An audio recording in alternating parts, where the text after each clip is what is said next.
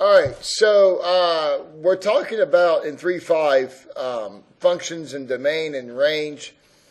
And there's two types of problems that you'll see. You'll see problems like, well, three types of problems, I guess. The first one is where you're given a series of ordered pairs, right? And that's what you see here. You're given a series of ordered pairs. The second type of problem that you would see is where you are given a graph, okay? And graphs and ordered pairs are a different problem. Because you see, if I were to ask you how many points are in this series of ordered pairs, the answer would be 1, 2, 3, 4. There are 4 points here. If I ask you how many points are on this, what most people say is 1. Because that's how many they see. They see -2, 0, they see 1 point. But a graph, remember, is a series of a bunch of points, and in fact, there's an infinite number of points on that graph, right? And so we got to deal with graphs differently than we deal with the other ones, okay? So, with that being said, let's get to work. Is this a function? If you look at the x values, do any of the x values repeat? Yes. So since 2 goes to 8 and 2 also goes to 4, this is not a function. Or you'd write down no in the blank. Okay? Now, remembering then what is domain. Domain is all the x's. So we're going to write down all the x values. So -1, 1, and 2. Now, some of you will say, how come you didn't write the 2 again? It showed up twice, so how come you didn't write it again? It's parenting rules. You say something one time and then you don't ever say it again. Oh, that's not how that works? I'm sorry, I'm just a little confused sometimes, you know. That's where I thought it was supposed to work. Okay? Just say it one time and then be done. Okay? What is the range? The range is all the... So the domain's the x and the range is the y. So the y values are 3, 4, 5, and 8. 3, 4, 5, and 8. Are those brackets or? Yeah. What, these things here? Are those considered brackets? That's a bracket. That's a squiggly. So do squigglies whenever it's ordered pairs? Yep. Whenever you're writing down a series of ordered pairs, you do squigglies. Okay. And I call them squigglies. They're actually like braces, I guess, maybe. Okay. But it means set notation. You write down a set of numbers. And the other one for the graphs would be interval notation. Yep. All right. Any questions on number 1?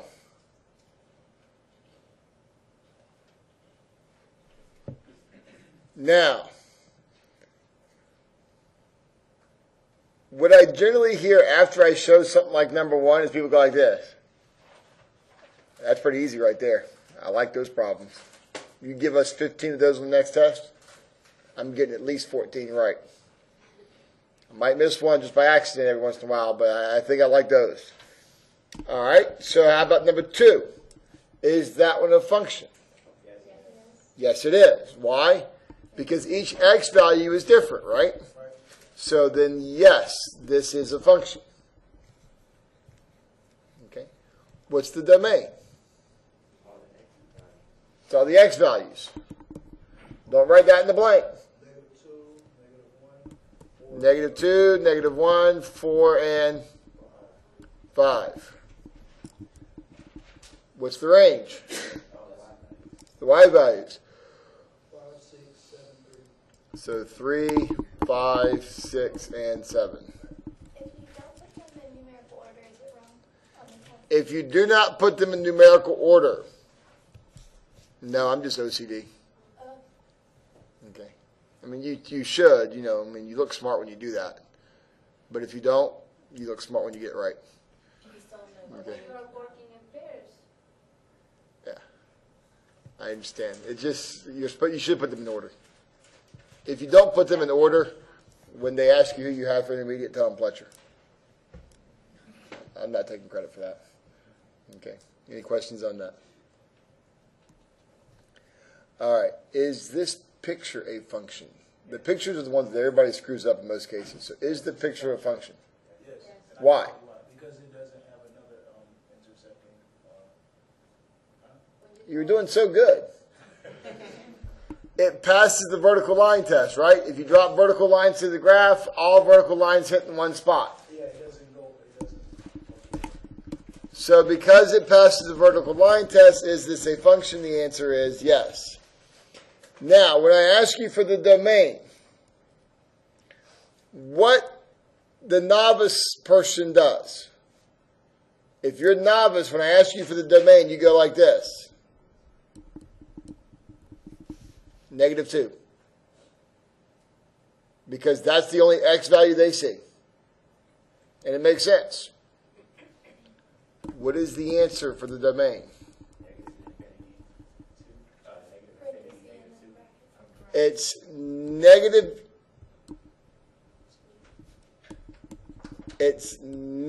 infinity to -2. Now, why is it negative infinity? I know some of you did not put negative infinity. You put positive infinity. Okay? Notice that this arrow is going which way? Left. It's going left. Negative infinity is on this side. The arrow is going that way. So it's going towards negative infinity. And that's why you start with negative infinity. If the graph looked like this, then that'd be positive infinity because the arrow would be going to the right. Does that make sense? It's which way the arrow is going. Is the arrow going left or is the arrow going right? In this case, the arrow is going left. Okay. And remember, it's always going a direction. It never goes just straight up. Okay. What's the range? 0 to -infinity. No. -2 to 0. No. Would be 0 infinity. to positive infinity. Why? Why is it positive? Yeah. Is the arrow going up or down? Go up.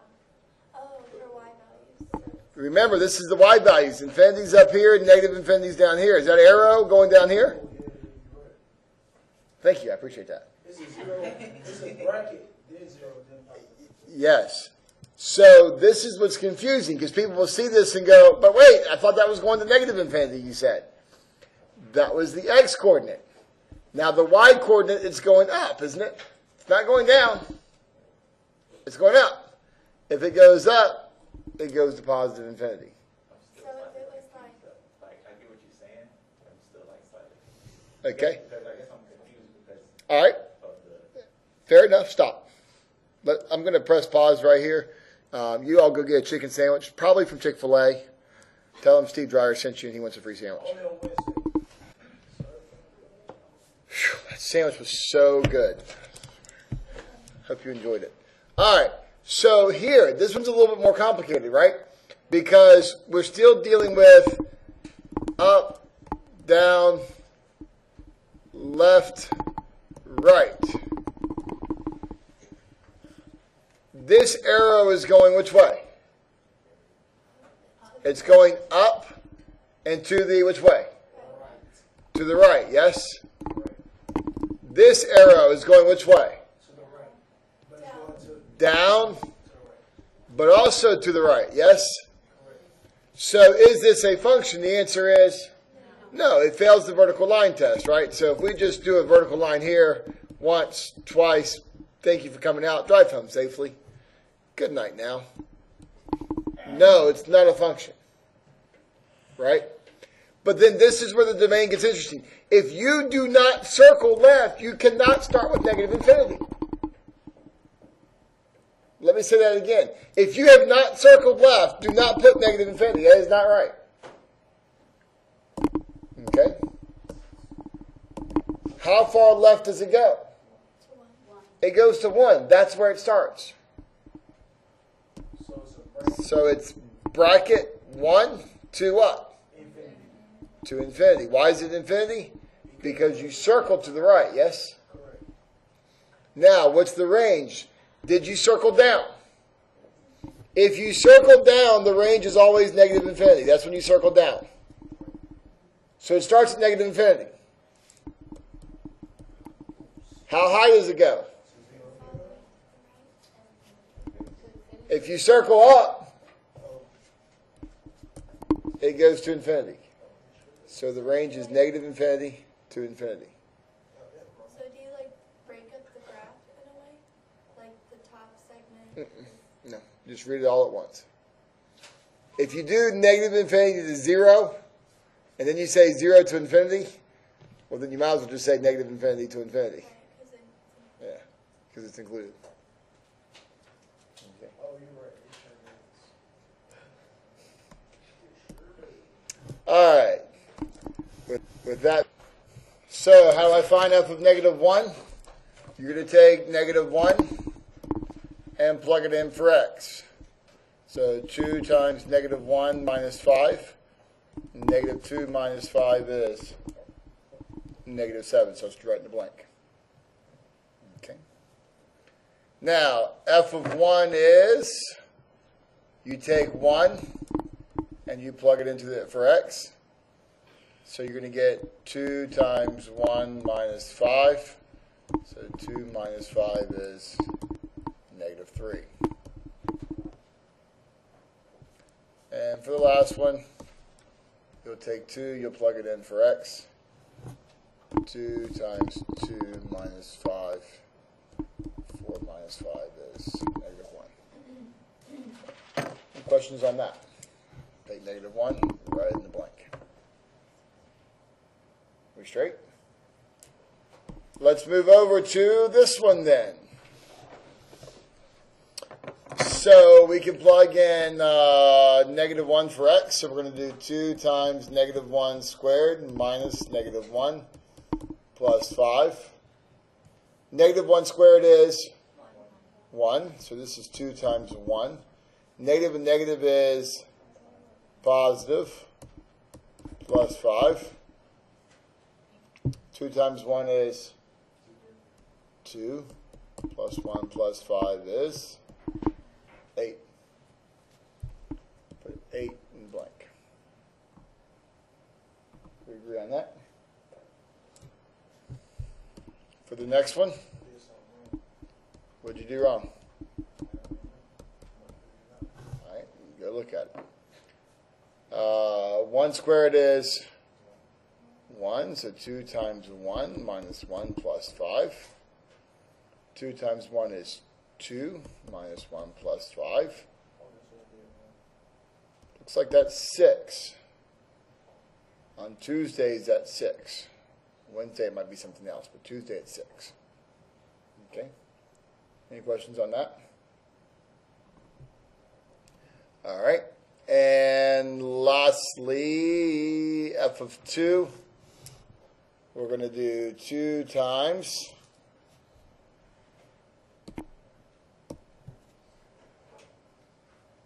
2 squared minus 2 plus 5. 2 times 2 squared is 4, minus 2 plus 5. 8 minus 2 plus 5, that's going to be 11. So this one should be 11, and this one should be 6. Those are 3 answers you should have gotten. Any questions on that?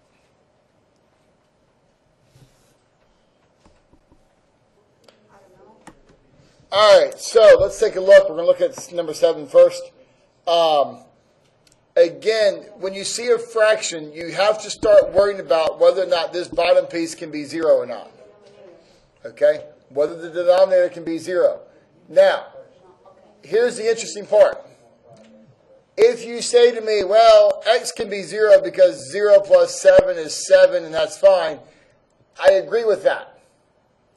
But is there an x value where that's not going to be good? And the answer is yes. You see, if x plus 7 ever turns out to be equal to 0, this is a problem. If there exists an x value such that this is equal to 0, that's a problem. Subtract 7, x is equal to negative 7. And now you must exclude that value. How do you exclude it? Negative infinity to negative 7, union negative 7 to infinity. Okay? And that's the answer. That's the answer. You need He to, explained it you to need, me, and it was right. It was correct. Good. I'll give you 50 cents. There's your tutor. Okay, sounds good. it's important to have that, you or whatever. Union. The question is it important to have the union? You should. You should, I okay. mean, if you ask me, will I mark it wrong if you don't put it and you have everything else right? Probably not, but Okay, and then the order to the package tip? yes. The order does matter. Smallest to largest. All right. What about number 8? If it's not a fraction, Most likely it's negative. and more than likely you're going to put negative infinity to infinity, at least for right now. Okay, come see me in college algebra. That's not true always, but for right now, negative infinity to infinity is going to be good. If it's not a fraction, you're good. This last question, I mean, I know what it is, but I don't know how to make a fraction. Okay, so we got several things going on here. Get it right. Number one is you can't even read the damn problem hardly. It's fx. F of x equals X over 3x over 2x plus 5. Now, a couple things of observation. Number one is we've always dealt with only the bottom piece. We've actually never cared about the top, have we? The top has never really been a whole lot of concern for us. because there wasn't x up there. Because there's not an x up there, number one. And number two, remember where the problem lies. The problem deals with what happens if we divide by 0. We have no issue with what happens if we divide into 0, do we? So the top piece, on some level, is of no concern to us. What bothers me is that that bottom piece turns out to be 0. So when you see a problem like this one, first of all, the top piece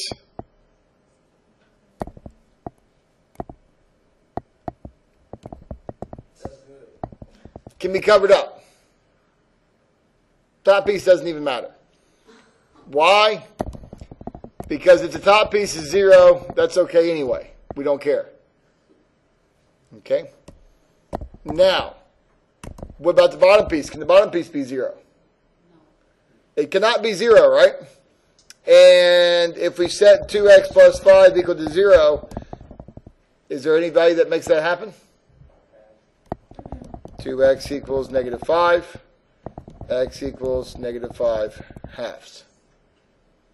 So we have to exclude negative 5 halves. How do I do it? Negative infinity to negative 5 halves. Union negative 5 halves to infinity.